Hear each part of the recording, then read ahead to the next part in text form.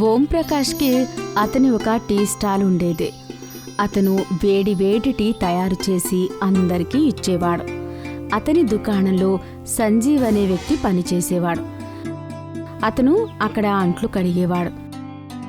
ఓంప్రకాష్ అతనికి 2 పూటలా భోజనం పెట్టేవాడు. సంజీవ్ అక్కడే కూర్చుని టీ గిన్నెలు కడిగేవాడు. ఇంకా అక్కడే ఉండేవాడు. అరే ఓ త్వరగా టేబుల్ నెంబర్ 4 దగ్గర శుభ్రం చేయి. ఆ గిన్నెలని తీసేయి. త్వరగా తీస్తేనే కదా వేరే కస్టమర్స్ వచ్చి కూర్చుంటారు. త్వరగా కడుగు. ఇక్కడ కస్టమర్లు ఎదురు చూస్తున్నారు. కాస్త త్వరగా చేస్తుండు. ఇంకా ఎన్ని అంట్లున్నాయి? ఇంకా ఎన్ని అంట్లు పడి ఉన్నాయి? వాటినన్నిటినీ ఎప్పుడు శుభ్రం చేస్తావో ఏంటో కానివో.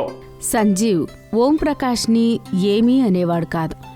అతను ఎన్ని మాటలన్నా ఇతను నిశ్శబ్దంగా ఉండేవాడు. ఇంకా అతని తల ఊపుతూ ఉండేవాడు.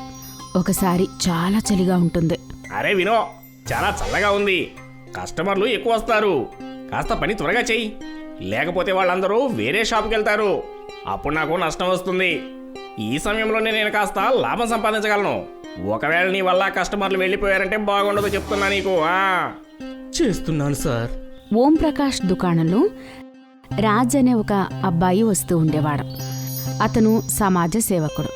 ఇంకా చాలా దయగలవాడు కూడా. అతను రోజు ఓంప్రకాష్ సంజీవ్ని తిట్టడం చూస్తూ ఉండేవాడు.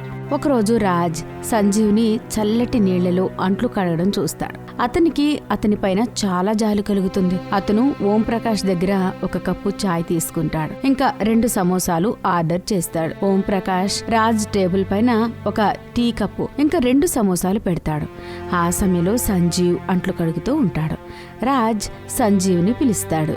ఏయ్, ఇక్కడికి రా. చెప్పండి సార్. రాజ్ సంజీవ్ని అతని పక్కనే ఉన్న కుర్చీలో కూర్చోమని చెప్తాడు. ఇంకా అతని ముందు చాయ్ ఇంకా సమోసా ప్లేట్ పెడతాడు. ఇదిగో, ఉదయం నుంచి నువ్వేం తినలేదు కదా. చాలా చల్లగా ఉంది బాబాయ్. ఈ సమోసా తినేసి ఆ చాయ్ తాగు. కానీ సార్, ఇది నా తరపున. ఎవ్వరూ ఏమీ అనరు. నువ్వు తిను. సంజీవ్ చాలా దయగా చూస్తూ రాజ్కి ధన్యవాదాలు చెప్తాడు.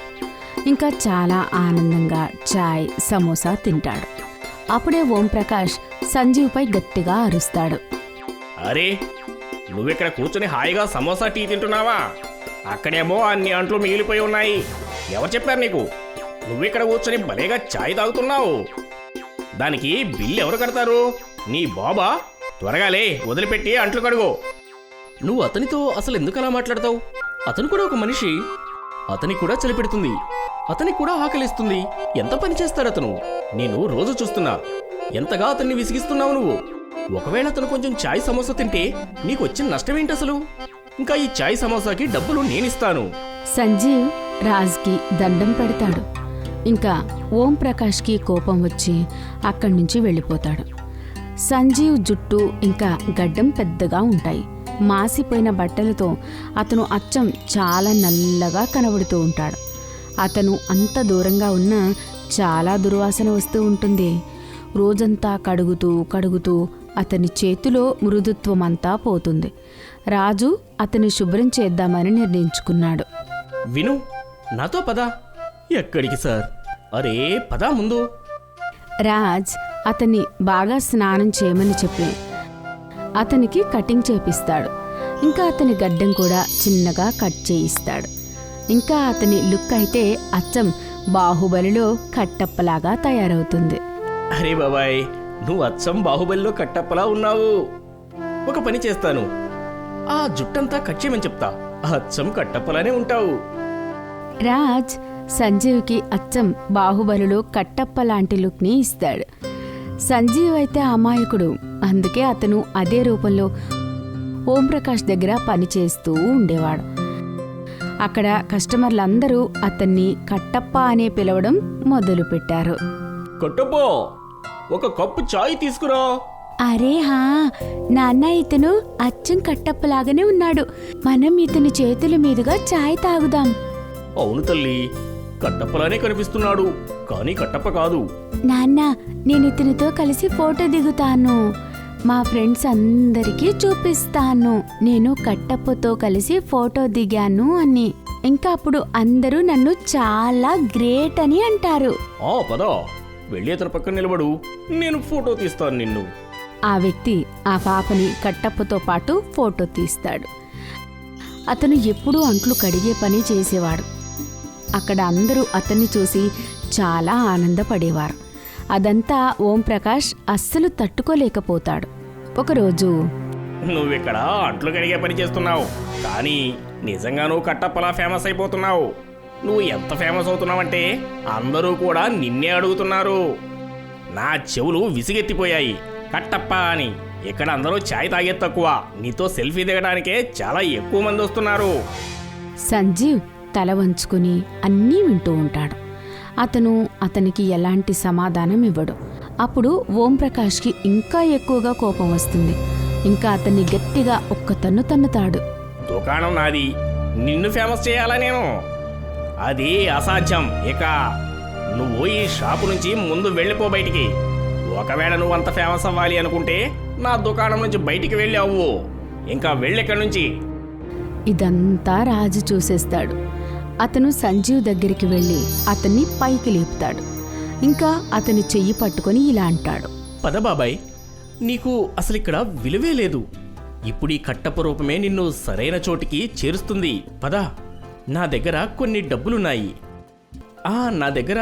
డబ్బులున్నాయి. వాటితో నీకు ఒక ధాబా తెరిపిస్తాను. ఇంకా నీ ధాబా పేరేంటో తెలుసా? కట్టప్ప ధాబా. బాబు, నేను నీ దగ్గర డబ్బులు ఎలా తీసుకుంటాను?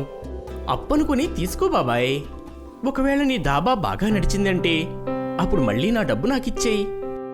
రాజ్ సంజీవ్కి కట్టప్ప డాబా తెరిచి ఇస్తాడు. అక్కడ సంజీవ్ బాగా కష్టపడి డాబా నడిపేవాడు. సంజీవ్ది కట్టప్ప అనే డాబా చాలా బాగా నడుస్తుంది. ఇంకా అతను భోజనం కూడా చాలా బాగా తయారు చేసేవాడు. ఇప్పుడు అతను కట్టప్ప అనే పేరుతో చాలా ఫేమస్ అవుతూ ఉంటాడు. కొన్ని రోజుల తర్వాత రాజ్ కట్టప్ప డాబాకి వస్తాడు. ఇంకా కట్టప్ప డాబా ఎలా నడుస్తుంది? అయ్యో బాబు, నువ్వు చాలా రోజులకు వచ్చావు. నువ్వైతే నా జీవితమే మార్చేశావు. నేనేదో మామూలు అంట్లు కడుక్కుంటూ బతికేవాణ్ణి. నా దగ్గర చాలా దుర్వాసన వచ్చేది. నువ్వు నన్ను ఎంత ఫేమస్ చేశావంటే ఇంకా నా ధాబాని కూడా. ఇవాళ నా పేరు ఎవ్వరికీ తెలియదు. కట్టప్ప ధాబా అంటేనే అందరికీ తెలుసు. అందుకే నా ధాబా కూడా అంత ఫేమస్ అయింది. చాలామంది నా కట్టప్ప ధాబాకి భోజనం చేయడానికి వస్తారు. నేను మీ సహాయం ఎప్పటికీ మర్చిపోలేను. నేను కేవలం చిన్న సహాయమే చేశా. కష్టపడిందంతా నువ్వే కట్టప్ప. ఇద్దరూ కలిసి బాగా నవ్వుకుంటారు. ఆ తర్వాత రాజ్ రోజు కట్టప్ప దాబాకి భోజనం చేయడానికి వచ్చేవాడు. సంజీవ్ తన మంచి ప్రవర్తనతో అందరి మనసులు దోచుకుంటాడు. ఇంకా తను అతని కట్టప్ప లుక్తో చాలా ఆనందంగా కూడా ఉంటాడు. చిన్న చిన్న పిల్లలు అతన్ని చాలా ఇష్టపడేవారు. ఇంకా కట్టప్ప లుక్లో అతనితో కలిసి ఫోటో కూడా దిగేవారు.